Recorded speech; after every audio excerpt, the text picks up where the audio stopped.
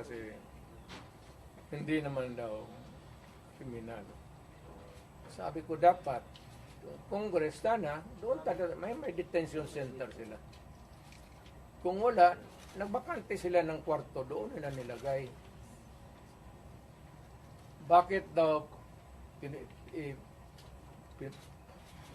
papasukin ng jail?